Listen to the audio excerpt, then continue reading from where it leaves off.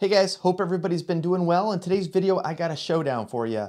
The Fujifilm X-T2 versus the iPhone 13 Pro. Now I recently upgraded my iPhone 11 to the 13 Pro primarily for the camera.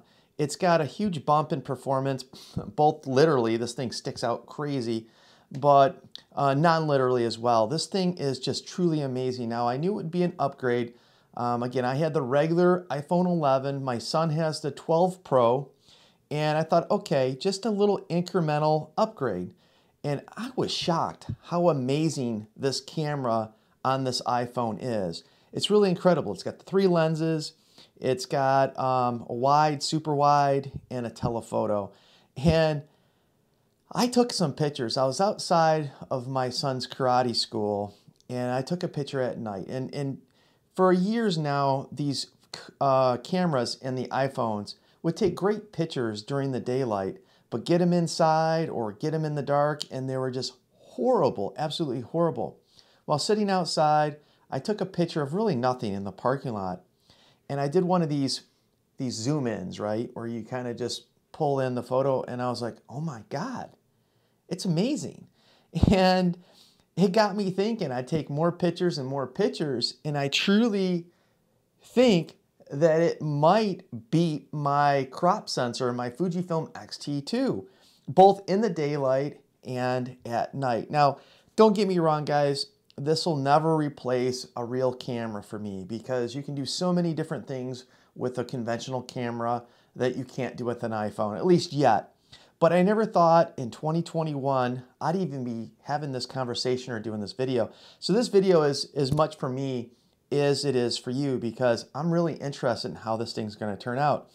I'm going to do a couple different samples. I'm going to take some pictures indoors, outdoors. I'm going to do, my son has a concert coming up. He's not in the concert. He's doing some flag and rifle thing for ROTC. But it'll be inside a gymnasium, weird lighting, and I think that'll be a good test. And I'm going to try to give it a test to the, the longer focal length as well as a wide focal length. And I'm choosing to do this test, and yeah, I have a few different lenses, but I figured for this test it would be good to use the 18-55, what is it, a 2.8 to an f4. This is a great lens. It's also referred to the kit lens, but it's a really awesome lens. It gets it's optical stabilized, and so is at least one of these lenses. I think the regular standard lens is sensor shift, maybe iOS as well, but the telephoto also has optical stabilization. So again, this isn't the iPhone 13 Pro versus the Fuji with a 16mm f1.4 or a 56mm f1.4, but I really think this is a good or the best like-for-like comparison because this lens can do a lot of different focal lengths. None of them will do the focal length of this ultra wide, which it's almost too wide. But that said, the other thing that is just truly amazing about this, it's got this function where you can automatically go into, let me show you guys real quick, into this crazy macro mode. You don't even have to do anything special. It just automatically will switch. And you can get like so close. And it actually works from my initial test pretty good even when the light isn't so optimal. It does things that my Fujifilm can't do. Now, this is an iPhone, tiny, tiny sensor, although they did increase the sensor, I believe, and the speed of the lens itself, or the lenses. It's got 3 on the iPhone. But, that said, it is a small sensor, and if you did like for like with no Apple magic, of course the size of the crop sensor would totally prevail. But Apple's got something else up its sleeve. It does some kind of like magic. It does digital compilations, probably not saying that word right, but it takes a lot of different pictures and you can't even see it. It's in the background, and it's putting all these together, creating this very high resolution, very detailed, high definition or HDR type of picture. And again, it's compensating for the sensor size. Same thing with bokeh. Now, if you use that traditional lens, just shot it as historically that, the camera phones, you're going to get that camera phone look. Where Apple, they keep on improving their fake bokeh, or bokeh, however you want to say it. And I've been playing around with it, and it's actually getting pretty good. You know, you used to see these weird areas around like your hair, and it wasn't very clean. It looked very fake. But I gotta tell you, I've done a few tests with this, and it's pretty convincing. You would have to really, really look hard, and in some cases, it maybe even look better than my Fuji. Now, I haven't done a side-by-side. I've just been taking a few pictures over the last 2 weeks that I've had this phone, and it's just shockingly good. Now, when I had my iPhone 11, I was on the fence of buying a 1-inch Sony camera just to have something smaller, throw it in my pocket. And at that time, even with the iPhone 11, I was like, yeah, maybe it's not really worth it, because the iPhone 11 does pretty good, almost as good as the Sony. Now, and the Sony 1-inch sensor, that is. And those cameras are like $800 to $1,000, so I passed. I've been thinking about a Fujifilm X100V, and I still may pick it up because in my hand, it's just an awesome camera. But that's an APS-C sensor. The iPhone, if it can do portraits, if it can do video, if it can do night photography as well as day photography, if it can do macros, this maybe is my perfect answer for a travel camera, you know, on my phone. It's in my pocket anyway because I always have my phone with me. So I'm really wanting to do a side-by-side test. Now, I believe the iPhone is a 12 megapixel. The megapixel on the X-T2 is 24. So if you're blowing up big resolution, big pictures, you know, this is obviously going to be better. It's more megapixels, so you can blow it up bigger. But typically, I'm doing 8x10s, 4x6s quite often. And if it looks good on the screen, on a computer screen, on my Mac, I have a 21-inch, I think, Mac, but even 21, 27-inch screen, I'm good with that for vacation type of pictures. Now, I do print once in a while. I think, 16 by 24 is about the biggest that I print, and I think I could probably do it with the iPhone, with the 12 megapixel. And if I can't, I know there's some softwares that people rave about that will help, you know, sharpen it up without losing your quality of your photo. Sometimes if you over sharpen, it looks weird. But again, software has come a long way, both inside the phones, but also with software that you use for your PC. So let's see. All right, guys, waiting for the concert to start. I'm gonna go ahead and do a focal length comparison between my iPhone 13 Pro and my Fujifilm X-T2. Okay, so for all the side-by-side comparisons, you will have the iPhone 13 Pro on the left and the Fujifilm X-T2 with the 1855 lens on the right. Also note that all Fujifilm pictures are shot in classic chrome. I didn't do this on purpose. I was in classic chrome and I forgot to switch it over to the standard profile, unfortunately. The iPhone 13 Pro, however, is shot in the standard picture profile. Both cameras, or phone and camera, are using out of the camera JPEGs. Now, the iPhone has a more efficient format, HECV or VC, or I think it's the replacement for the HEIF, which it's a good format. It's very compressed, but also gives you a lot of flexibility as far as room to tweak your photos. But for this side-by-side comparison, I switched it over to JPEG for the iPhone 13 as well as the JPEG out of the camera. Now, the iPhone also has the capability of doing RAW, but again, this example side by side, I figured it would be the best comparison one-to-one because I use JPEGs 95–98% of the time. So, and again, this video is as much for me as it is for you. So let's take a look at the metadata on the iPhone. Now, when you're looking at the focal length on the iPhone, it's a little bit weird. So you'll see the lens is using the triple camera, the 5.7mm f1.5. Now, this is what they call the standard or the standard wide. The equivalent, I think, what Apple said is 23 or 26 millimeters, equivalent full frame. but it's actually a focal length of 5.7 millimeters. What's that in comparison to the Fuji? I did the math as well as a side-by-side looking at it. It comes out to about 18 millimeters. So back to the iPhone. So we're shooting that 1x or standard wide lens. Oops. Touchy, literally. I did it again. And the exposure time, shutter speed 1/60. What else we got? f1.5 is the f-stop. And ISO speed of 100. Comparison to the Fujifilm, we have an f4 for the aperture, 1/160, because if I'm shooting people, slow moving people, I usually don't go below 125 to 160. I stay right around there. I wasn't sure how fast these ROTC people were going to move, but I left it at 160. It put me into an ISO of 2500 and an f4.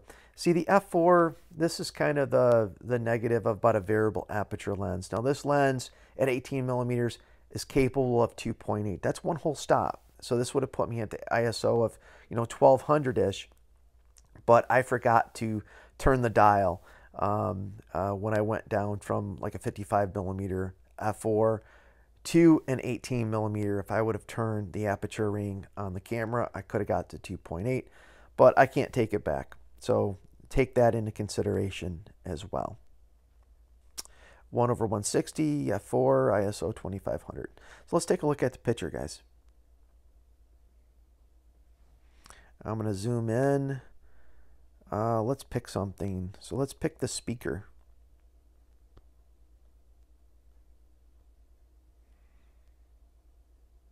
Right away, I'm looking at the speaker right below those two, I don't know, white boards sitting on the table.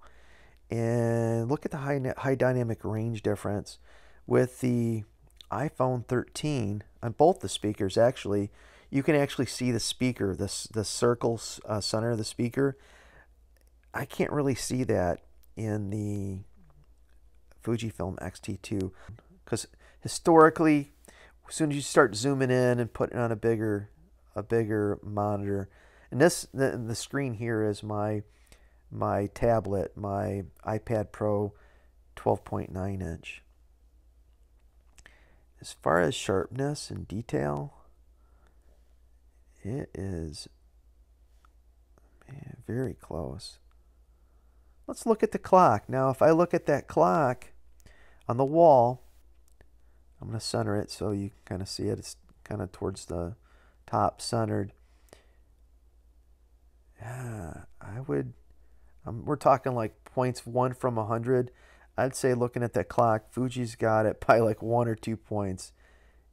Very close. And I'm looking at the 2, just slightly better on the Fuji over here in the corners. But man, talk about close. Now I'm looking at the signage on that blue curved wall. And it's close. It's close, if not the same.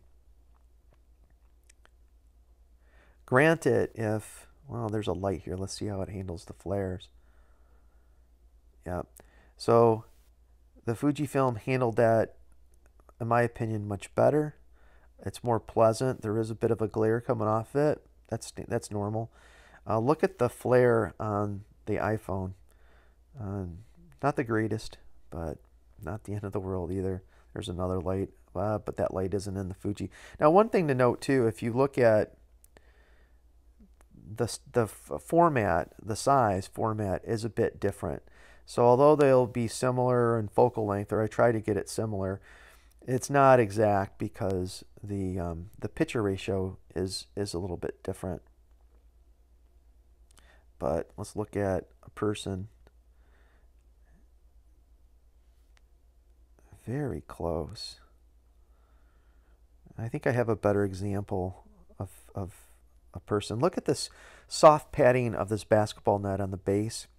You can see this is a perfect example how the iPhone has pulled out those shadows and just kind of dusted the highlights a bit better to bring out those shapes a bit more. Very impressive. Looking at the speaker on the table here too, you can see there's much more detail in the shadows on the iPhone. Pretty impressive.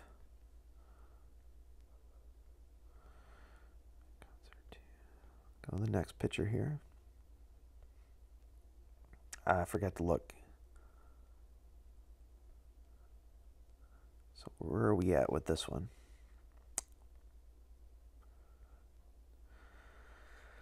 So we are at 9mm on the iPhone 13 Pro, which is the 3x telephoto lens, 2.8, and this is a 1/60.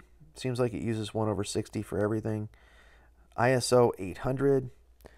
On my Fuji X-T2, we have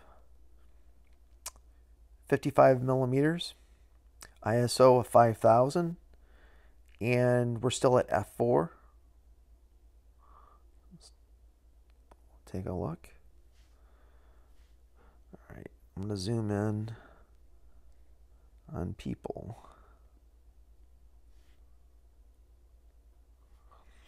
Looking at this young gentleman here in our OTC, and they are close. Again, not exactly 1-for-1 as far as the size goes, but as close as I got it. As far as detail, it's splitting hairs at this point. The Fuji has just a slight advantage, I would say. A little less noise. I'm looking at this basketball padding again, the base. The iPhone 13 looks like it's got a bit more noise. Same thing looking at the chairs.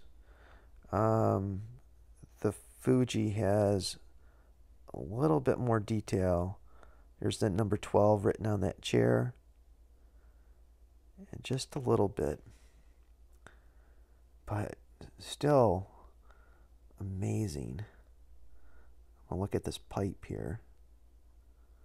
Yep, just a little bit more detail. We're talking like 1 out of 100, right? Just a couple points. Splitting hairs. So what do we got here? Again, this is a telephoto. And 1/60, again, that's the sweet spot, I guess, for the iPhone. ISO 400, so we'll probably gain a little bit of detail. Or was it 400 before? I can't remember. The Fujifilm, 1/160, 55, 3200. So let's take a look.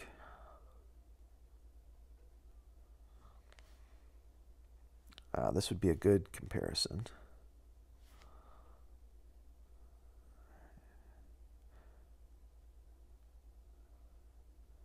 Man, it's close, guys.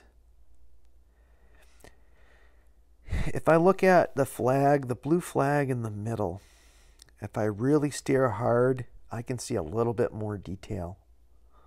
Just a little bit. I mean, look at what it's doing as far as faces, and it's close. It is so close. The iPhone, again, is pulling out a little bit more shadows. I'm looking at the chairs underneath here, and that stack in front of the garbage can, you can see that it looks like a dark abyss on the Fujifilm. But on the iPhone, you can see that there's some kind of object, possibly another chair stacked above it. So there is a bit, again, more highlights, high dynamic range with the iPhone. Let's look at that box. About the same. Wow.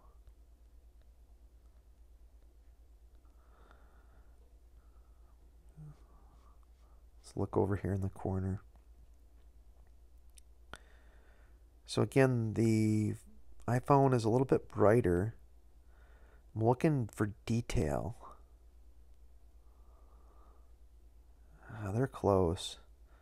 I would say the iPhone even has a little bit better detail in the corner.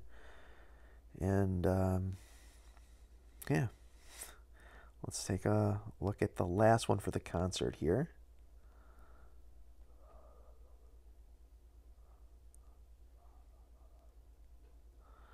Okay, what do we got? Bit of a different picture this time.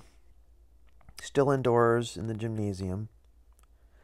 On the iPhone 13, we have the regular wide, the fastest lens, the 1.5 lens. 1/60, surprise, surprise. ISO of 80. So you can see this ISO is going to give us probably sharper pictures, but let's see when we zoom in. They're already looking to me, both of them popping a little bit. I'm assuming that the Fuji went down in, yep, it did, an ISO. So what do we got here? 18 millimeter, 3.2, so I must have dialed it in, but this could have gone to 2.8. And I'm at 1600 ISO.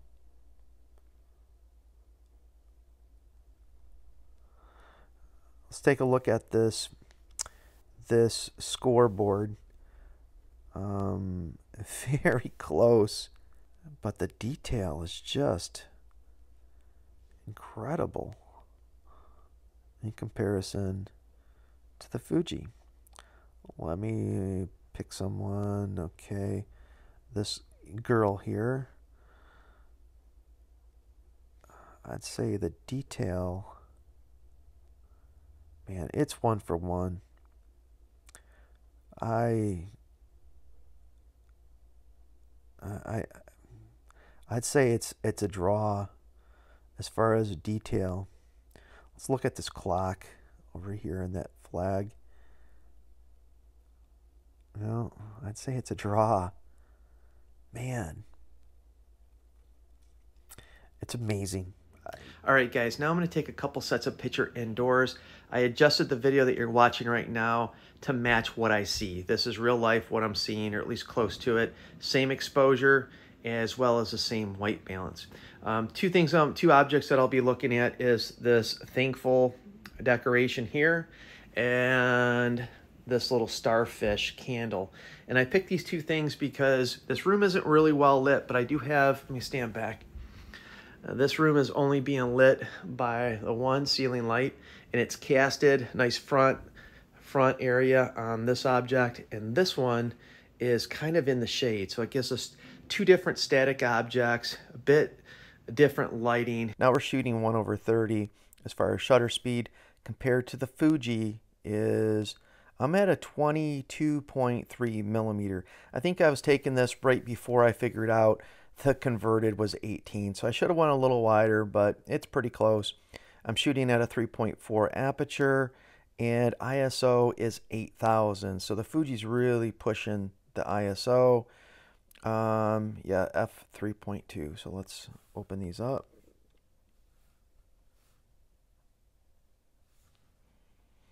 Right away, the iPhone is much better high dynamic range. More pop to it. Some of that has to do with the color profile.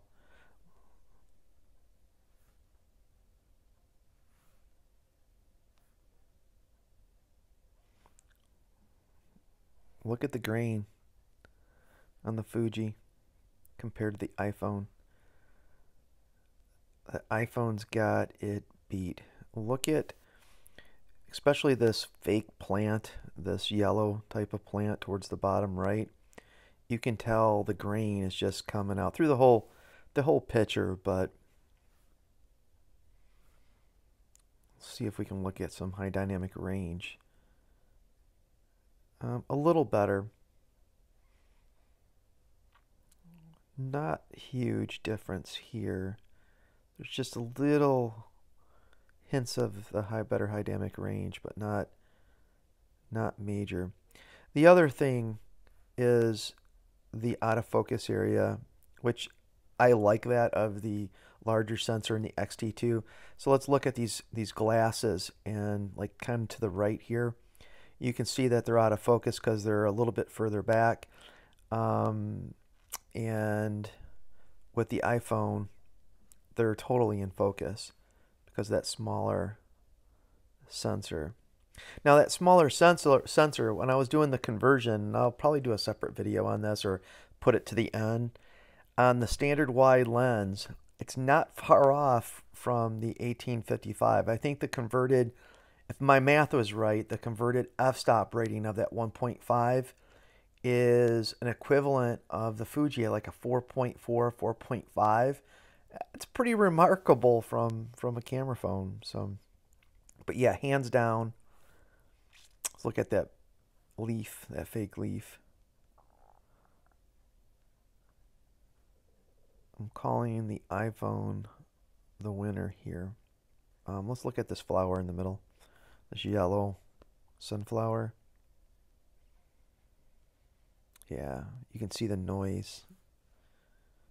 Easy winner goes to the iPhone. Crazy, crazy, crazy, guys. Okay, where we're at, same lens on the iPhone. So I'm at the 1.5, aperture's 1.16, which I don't know how that's possible if the maximum aperture is 1.5, but we'll go with this. We'll go with this. 1/60. On the Fujifilm, we have, where are we at here? 23, still the same focal length, and 3.4, 1/100. And ISO 5000. So again, the ISO is pushing on Fuji. I like to keep my ISO below 3200 on the Fuji. You can go up to 6400, but you're going to get grain. If it's a matter of not getting the picture, that's fine. I'll take the grain. But I think as far as overall picture quality, it starts to really degrade after 3200. Ideally 1600 and below, but 3200 I don't have a problem with. But yeah, looking at this,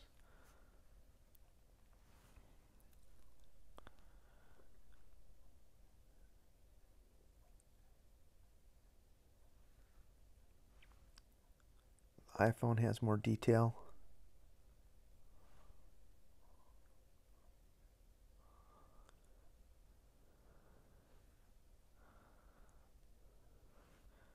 And I'm not going to say those little bottles are sharper because they're on a different focal plane. So that has to do with depth of field of the lens, I believe. So even the rocks, the fireplace behind it, you know, that's not blurry. I'm looking for noise. So I did focus on this starfish. I'm looking for noise. I'm looking for my focus point to make sure I nailed focus, which it looks like I did. It's just the overall detail in the iPhone. Look at the candle. Now, the iPhone does have, looking at the starfish on the candle, does have a little bit of a fake feel to it. Now, if I was picking which of these pictures I like better, I would pick the one on the right, the Fujifilm. I like the separation from the background. I like the separation from those other little jars, those other little bottles on the left, because it draws my eyes into it. As far as the amount of detail that's there from the compilation photography it's doing, I think the iPhone has better detail, but the picture I prefer is the Fujifilm. But so I think that does it for the inside of the house. So now I'm outside. I'm going to take a picture of this tree just where I'm standing. It'll probably be the standard focal length on the iPhone, and then I'll use whatever comparable is on my X-T2. And here's the first photo, is a picture of a tree. Let's look at what we have here on the iPhone. We're shooting with the standard wide lens. It is a, what do we got for ISO here? ISO is 50 and aperture 1.1699. Which, again, this metadata on the iPhone, it's not really easy to understand. But on the Fuji, we got 1/125. We have 18 millimeter. I think at that point I figured out I needed to stay around the 18 millimeter focal point, or focal length rather. ISO is 200. That's a native ISO for the X-T2. And I'm shooting at f8. So let's go ahead and take a look.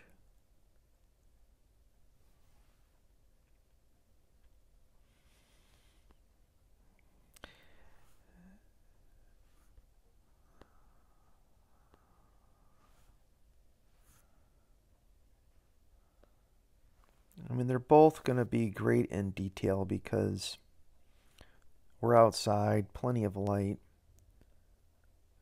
If we just step back and look at these pictures, the iPhone, the highlights got a little bit more pop. It's got a little bit more of, again, HDR, high dynamic range. The exposure is boosted in the shadows. It looks like maybe like a stop or so, but it didn't blow out the highlights. If you look at the background of the sky, it's more blue, and I'll try to get it exact here. It's more blue, more colorful, more pop.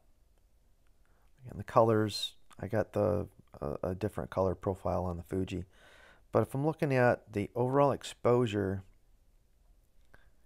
it's close. The Fuji's probably a little underexposed, which they tend to always underexpose, at least for me. Yeah, looking at which one I prefer. If I'm just looking at this,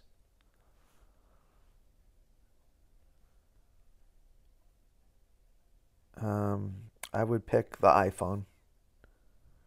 I mean, after doing some tweaks and in Lightroom, I might have a different result, but just out of the camera, it's just more appealing to me. So I'm going to go ahead and try to get a photo of this branch and see if I can get an autofocus on the background using the iPhone. All right, still the standard 1x wide, standard wide, and we're at 50 ISO. The shutter speed is 1/1808. And on the Fujifilm, we have 1/1000 on the shutter, 18 millimeter, 2.8. And what I'm going for here is I want to see what the bokeh, getting up close on a wide angle, 18 millimeter is a wide angle, and looking at the picture, I want to see what kind of separation, what kind of bokeh I'm going to have on either one of these. Now the iPhone, even though it's a small sensor, it probably has an equivalent aperture of about f4.5, f4.4, but then there's probably some, digital bokeh in there as well. And looking at this picture, I'm going to look for sharpness here. Both pictures should be very sharp.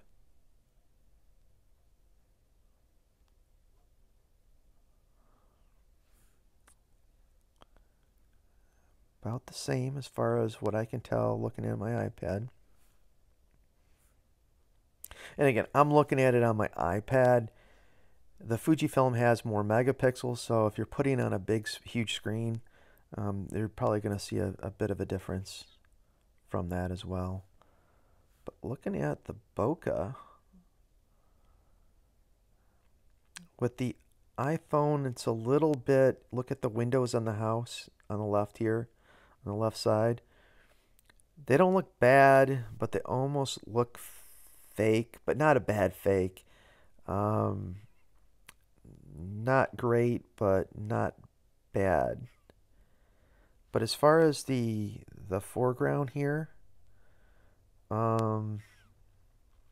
it's nice bokeh. I mean, look at the leaves. The leaves on both pictures, they almost look like, people light with the Christmas lights to get that bokeh. The leaves are almost like little bokeh balls. They're a little bit brighter bokeh balls, like almost like bubbles falling onto the ground. The Fuji does the same thing, just a bit different, darker. The darker isn't necessarily the picture profile though. It's the iPhone is doing more HDR, so it's bringing that pop because it's doing that the highlights boost without overexposing.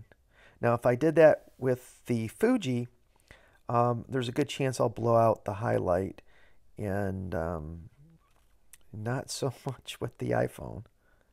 But I'm looking at the Bokeh, and it's pretty good. I would even almost say it's better in some spots on the iPhone. I'd love to hear what you guys think. Oop. It's good. I mean, they're both great. If I had to pick one, I would go with the iPhone. That would be my pick. So now I'm going to take a picture of this birdhouse. I got the light coming through that opening of the tree. I'm going to see if we get any flare. You can see a little flare as I'm moving the camera around. We'll see how the photos come out. So on the iPhone 13 Pro, we're still running with the standard wide angle lens, exposure 1/666, and ISO 50, native ISO, I believe, seems to be on 50 on the iPhone. Fuji X-T2 at 18.8 millimeters, shutter speed of 1/250, and an aperture of 3.4.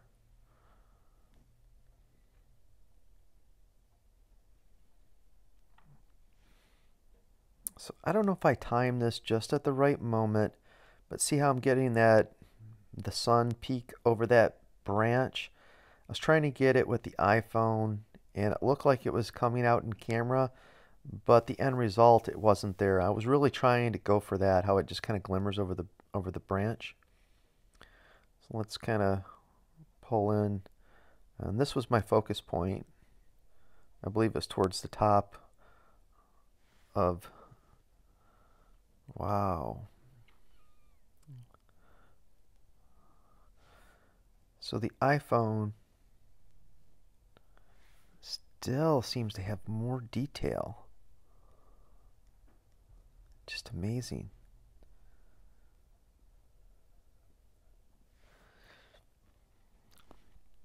Look at the bokeh behind it. And again, I think this is a combination of real bokeh and digital enhanced, but it's pretty good. And the Fuji's good too, but wow.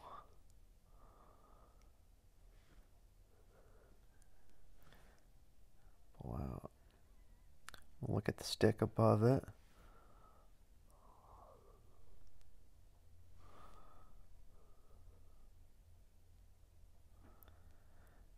Both of them are nice. I like,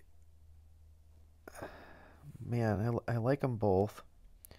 I like the way the sun peeks out over the branch on the Fuji. I also like how the shed is more out of focus. And I don't know if this is just the way I was positioned. If you look at the right of the fence, on the Fuji, I don't even see the fence. And on the iPhone, I see the fence. So it looks like I might have taken a step to the left. That could be it. But everything along the back fence, you can see on the Fuji, it falls out. So the depth of field, I prefer on the Fuji. The bokeh, I prefer on the Fuji. Like, in, you know, this tree, the leaves on the tree, I like how it gradually falls off, and then the fence line behind it in the shed kind of, it draws my attention right to the birdhouse, I think it is. Where the one on the left, the iPhone, it's good, don't get me wrong, but I don't think it's a better picture. I think it has more detail. crazy amount of detail. Crazy. But the fall off isn't as nice.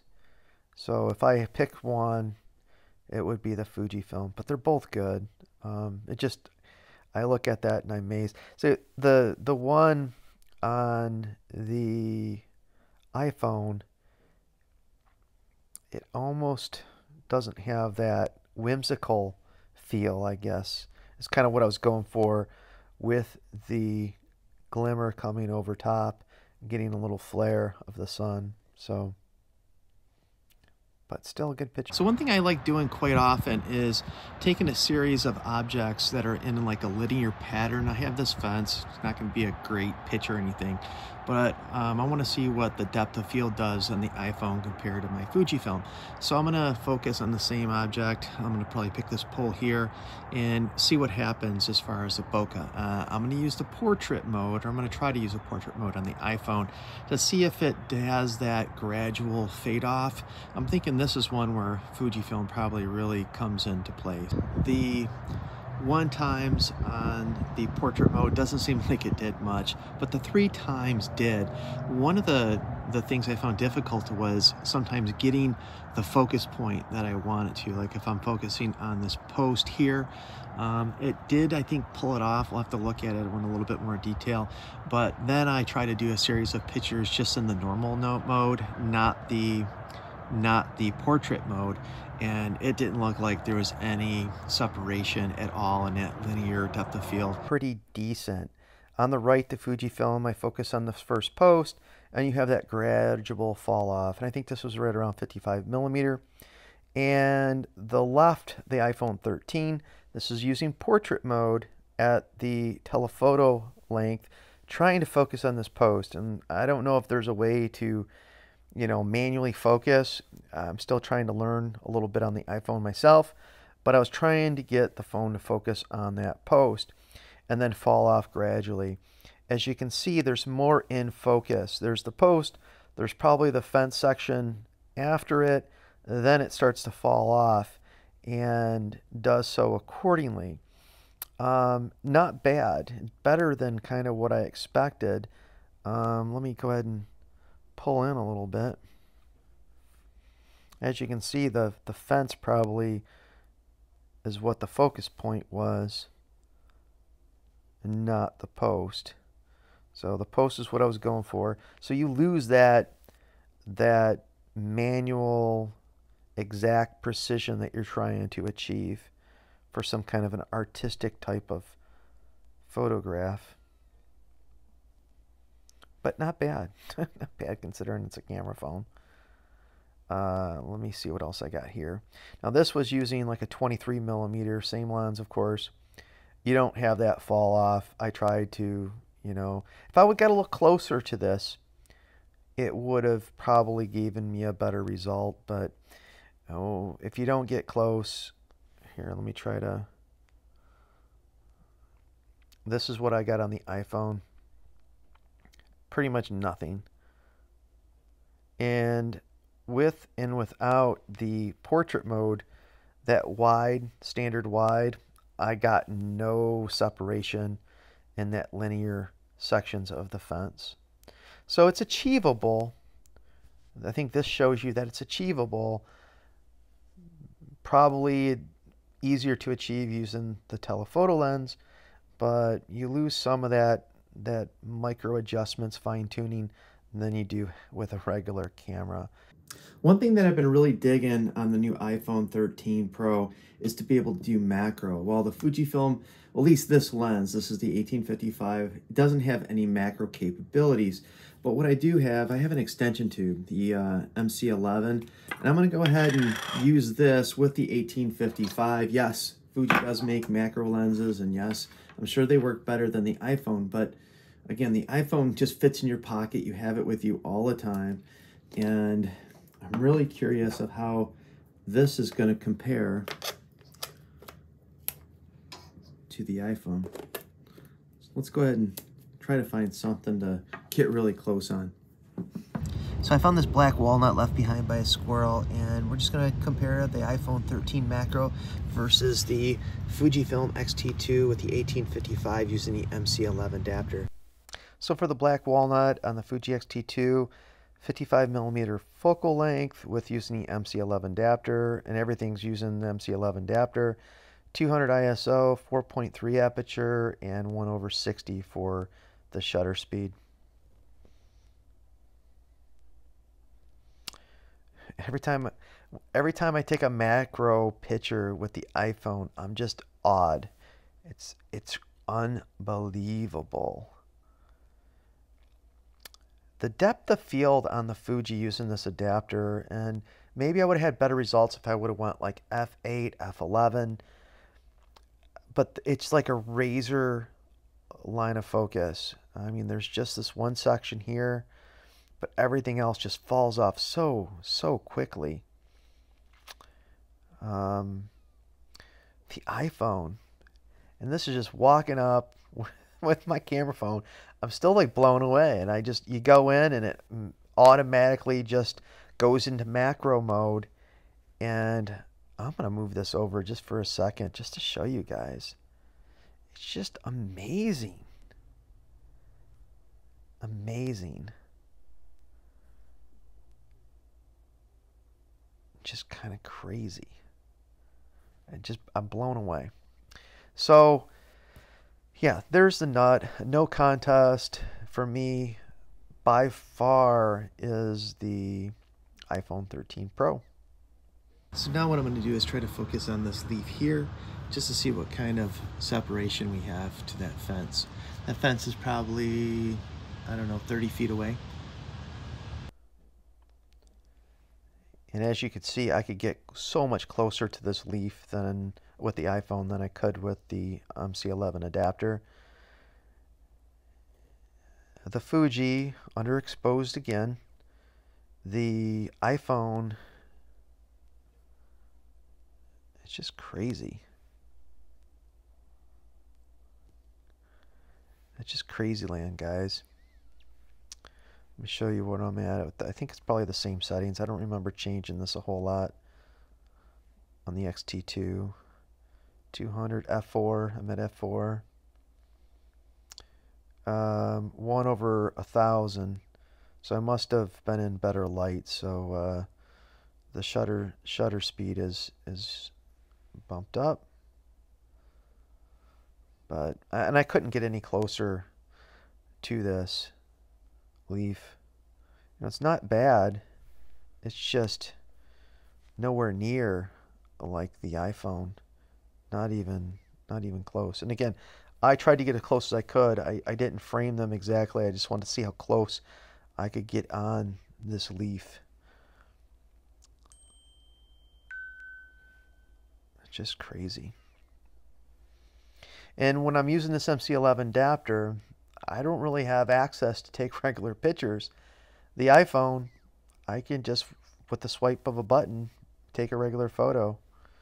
So, no contest again, iPhone 13. So we'll go ahead and finish off this macro test, taking pictures of these little small, I think they're cactuses my wife has out here. I think that'll be a pretty good picture, so let's go ahead and do that. Look at what our settings are, which they're probably the same. F4, 1/125, so yeah, just changing a bit with the light.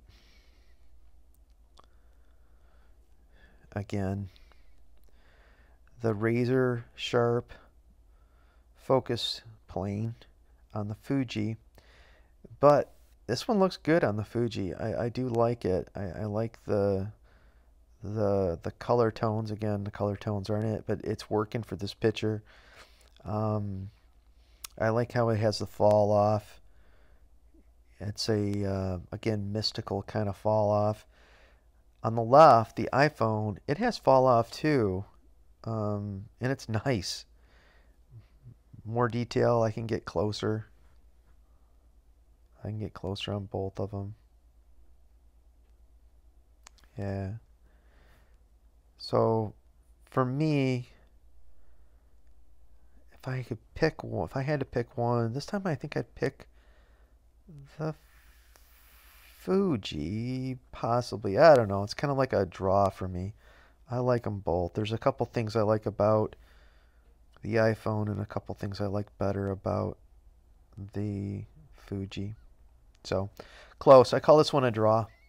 So let's take a quick look at indoor portraits. Now this is just a quick shot. On the Fuji, we're running 55 millimeter, 6400 ISO, 125 shutter speed, and an f4. On the iPhone, it is 117 on the shutter speed, 400 ISO, and 2.8 on the f-stop. So let's go in close here, looking for detail on the face. I'd say Fuji's got it beat a little bit, not by a lot as far as the sharpness and the overall detail. I'd say it's pretty close. I'd say that the noise on the Fuji is a little bit better. Marginally better. The Fuji actually looks like it has a little bit over sharpening kind of, to me, effect, where the iPhone is a little bit more natural. It's not as sharp, but it doesn't have the fake sharpening look to it, and that's zooming in. But when I pull it out a little bit, the Fuji actually looks better. It looks sharper from that sharpening. Much better colors. Again, Fuji's classic chrome, but for whatever reason, the iPhone used a weird hue on his face. I'm guessing because of the hoodie, but again, it always doesn't do that with you wearing red. Looking at the bokeh, I'm looking at the windows here and the sign. Look at that sign. See if I can zoom in a little bit. The iPhone fake bokeh. Yeah, it's much more blurrier. I'd say as far as the bokeh in general, though, just looking at the tree and the windows, I'd say they're about the same. I'd say the iPhone might have small advantage as far as what I like, as far as I'm seeing. And it's not crazy blown out. This is at f4 on the Fujifilm, which is the fastest for that lens. And I'd say the iPhone appears to be at like an F, comparable to like an f3, not a full stop difference, but I think the bokeh is better on the iPhone than it is with the Fuji. But overall, Fuji wins this obviously hands down because of the colors. The iPhone this time just didn't do its job on getting the natural face tones. A couple more pictures I want to show you. One would be the ultra wide angle lens on the iPhone 13. I didn't have any side-by-sides because the Fuji, I want it really to stay with the 1855. And equivalent of this ultra wide on a Fuji would probably be around 9 millimeters. I'd have to do the math, but I think right around 9 millimeters. So this is in the high school gymnasium. Nothing fancy, I just kind of clicked it as I was taking those other pictures, just to give you kind of that perspective of how wide it is. And also to take a look at the distortion, because this thing does distort. Kind of a cool picture. I like this one. I like this one too, but you can see really where the distortion comes into play. The basketball kind of in front of me to the right. The neck is not that long. It's probably half that long. And the basketball net on the left normally obviously would be straight, and it's leaning pretty bad. But you know, for being a camera phone ultra wide, it's not too shabby. Again, know that you are going to get distortion if you're shooting far away. Oh, I had a couple more. Now this is using that same lens inside. You typically wouldn't use this, but I just wanted to show you some difference. This one kind of up close, but you can even see that this is starting to distort a little bit. And also I want to show you a couple random pictures. This one is at the football game. There's decent lighting, not great lighting, but there's motion. You can see these kids are walking, and that's why typically with a A regular camera, I like to stay over 125. In this case, I'd probably be like 160 shutter speed or even a little higher at 225, 250. Where I can't make that manual control, at least not to my knowledge, with the iPhone. So I do have some blurriness over here, as you can see with the hands. Nothing's super sharp. Yes, the picture works, but it's not that great, and that's where things start to break up a little bit when you have motion and it's not the best lighting. You're going to see some degradation in quality. Still usable if you're just out at the football game taking pictures of your kids. It works, but it would not replace a real camera for something like this, in my opinion. So take that into consideration. But here's where it does kind of come in. I took these at a trunk or treat, and they turned out really cool. It actually elevated the sky, and the skies did not look like this. I was looking at my phone, and again, these are the iPhone 13 Pros. Look at the colors. They pop. There's some nice high dynamic range. And this is kind of moving towards dusk just to give you a perception of time of day. So guys, to recap and give you my final thoughts, first of all, I was blown away with the iPhone 13 Pro. I mean, you've seen in my examples, it either went toe-to-toe with the XT2 or surpassed it. And I think most of us knew the day would come where a smartphone would rival our real camera. And for me, my real camera is the XT2. I just didn't think it'd be today, guys. I mean, the low light capabilities has leaped forward from previous generations of the iPhone. You know, coming from the iPhone 11, and I've used my son's 12 Pro. This is like leaps forward. It's just truly amazing. And I'm just excited of where we're going to go from here. Now, there's still some work they need to do. You've seen my examples where it didn't nail color, and there's some gaps in some of the manual capabilities and so on. But it is truly amazing in 2021. It really is for me. Will it replace my real camera? No. There's so many different reasons why it won't. I won't go into all of them there, but you know, I did this example with the 1855 because I just really wanted to see, you know, like for like, and this was the closest I had. And you know, if you compare something like this 56mm f1.2, that's like what, 3.5 stops more light if I'm doing a portrait indoors, and that would just, you know, set the table as far as differences between the image quality of the XT2 versus the iPhone. And then you factor in to be able to change the focal lengths on the different lenses, flash photography, which is really important to me, and so on. So you can go on and on about the manual capabilities and so on. So are we going to replace the iPhone or our regular camera with the iPhone? No. But is this a convenient, wonderful camera to have in your pocket at all times? Because most of us have a cell phone in your pocket all the time.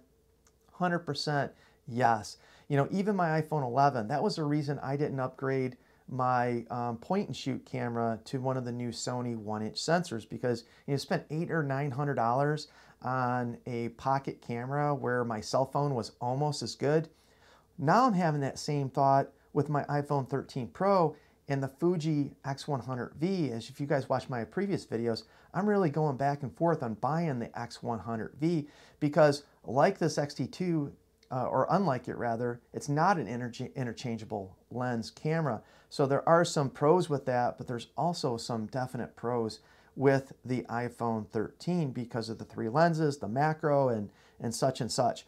Now, if you're taking food photography, if you're out for dinner or you're on vacation, run around with the kids. We went to this one amusement park in Florida, Universal, and if you wanted to get on any of the big rides with your family, you had to put your stuff in a locker. I didn't like leaving my camera in a locker. Fortunately for me, there was a couple people that didn't want to go on the rides in our party, and I left my gear with them. But with the iPhone, you have all of your family capabilities, at least for photography, in your iPhone. And the 12 megapixel is good enough for most people like myself. If you're viewing the pictures on a screen, a monitor, or a digital picture frame, or printing, you know, at a reasonable size, 12 megapixel is good enough, and the low light capability is good enough.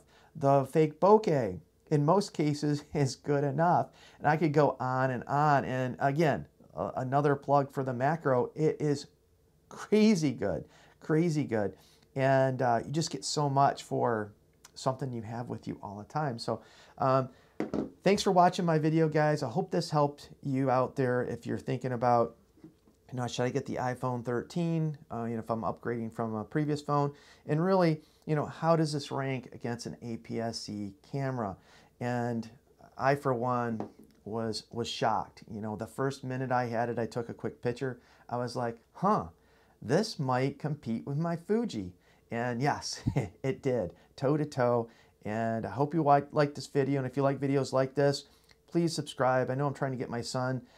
Maybe this channel will change a little bit, so I think it'll be some pretty good content going forward. So love to have you stick around. Thanks for watching, guys. Have a great night. Take care. Bye.